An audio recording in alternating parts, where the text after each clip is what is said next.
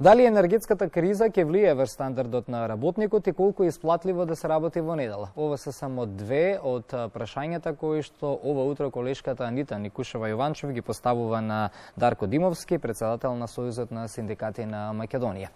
Матава на терен, Анита ја имаме на линк, Ани, доколку се гледаме и слушаме, добро утро и повели со ова исто така актуелна и се разбира информативна и интересна тема за нашите гледачи.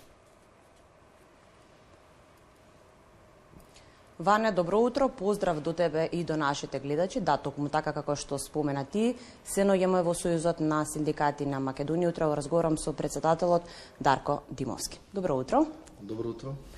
Колку енергетската криза ќе влие врз стандардот на работниците? Таа веќе влијае и можеме да кажеме дека е обезвреднала работничката плата и сепкувно на сите граѓани и пензиите.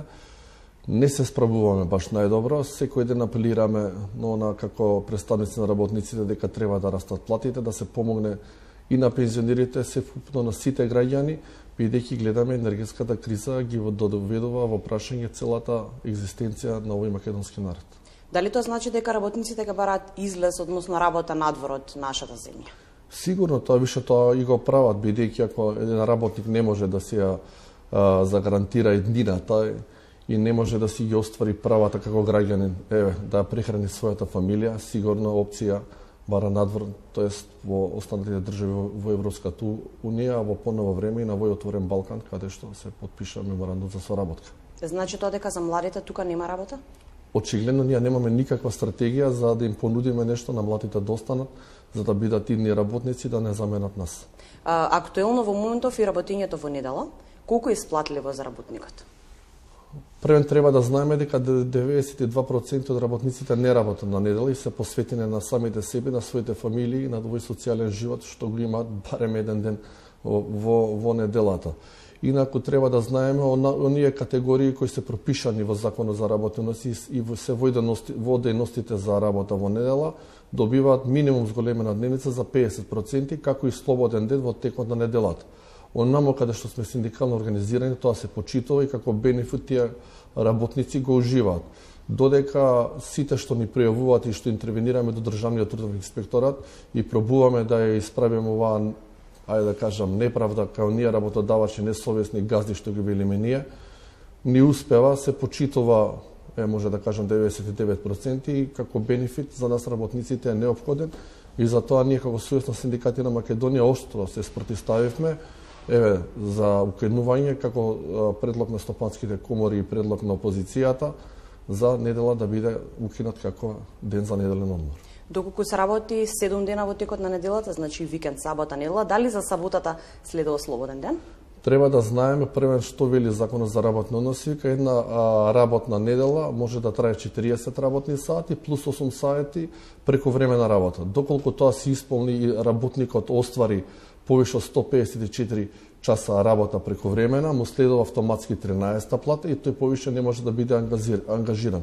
Ние како Сојуз на синдикати на Македонија се бориме во новиот Закон за работни односи, тоа да го регулираме и баш како што велите вие, сабота и недела да бидат денови за неделен одмор, додека од понеделник до петок, онамо каде што може и може да прекине по технолошкиот процес за работа или не зависи толку од работниците, сакаме да се стави во рамка да бидат работни денови од понеделник до петок, онамо каде што се работи во турнус смени, тоа да биде регулирано како што велите вие, доколку се работи во сабота и се прековремени сати, јасен е колективниот договор, плюс 35% зголемена дневница за работа на тој ден. А доколку се работи на празник, колку треба да биде исплатен? Се знае плюс 150%. Многу е јасно. Ние, ако седиме дома, зимаме дневница, тој што доаѓа на работа ќе земе уште една дневница, зголемена за плюс 50%. Ќе ја споменам тука повторно неделата, се случува некогаш празникот да е во недела, дали треба да бидат исплатени 2 дневници за тој ден? Многу е јасен законот и колективниот договор. Исклучоците помеѓу себе не се случуваат. Значи, тоа што е како придобивка се зима и по тој основ за работа во недела и по основ за работа тој ден дека е празник. Последниот период во големите фирми одат многу луѓе во пензија. Значи ли дека ќе се примат млади луѓе? Има ли млади луѓе кои што ќе одговорат на таа иста работа? Ние сметавме исто како Сојуз на синдикати на Македонија за ова што дозволуваше законот до плюс 67 години да продолжување на работата, дека за нас тоа не е прифатливо како законско решение, бараме сите да идат во пензија Посебно жените, да речеме, на 62 години, мажите на 64 години, но баравме и стажот за жени да може по основ да иде со 35 години стаж, а мажите со 40 години стаж. Поштаме да работиме оваа методологија, но со промена на премиерот и на владата застана овој преговарачки процес. Ние си стоиме достојно на тоа, бидејќи наша интенција да се створат и да се отворат работни места за младите, бидејќи, пак ќе кажам, ние во моментов немаме стратегија. Стратегијата оваа влада ја темели на тоа што мисли дека треба да увезе ефтина работна сила од не знам кои земји ги споменува тоа со стопанските комори, не знам, Непал, Турција и така натаму, што за мене е на погрешна политика како представник на работниците. Ние треба да се фокусираме, како што велите вие, да ги задржиме младите и да ги направиме стручен и квалификуван кадар кои ќе служат и ќе градат економијата на оваа земја. Како Сојуз на синдикати на Македонија, на што се насочувате во наредниот период?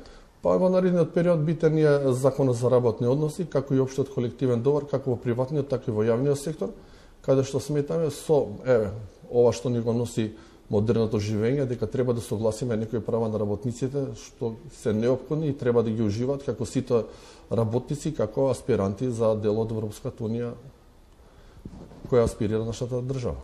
Благодарам многу на одвоеното време. Благодарам на интересот и поздрав до гледачите. Студио, ако се слушаме, тоа беше Дарко Димовски, председател на Сојузот на синдикати на Македонија. Се надам дека одговоривме на дел од прашањата на нашите гледачи.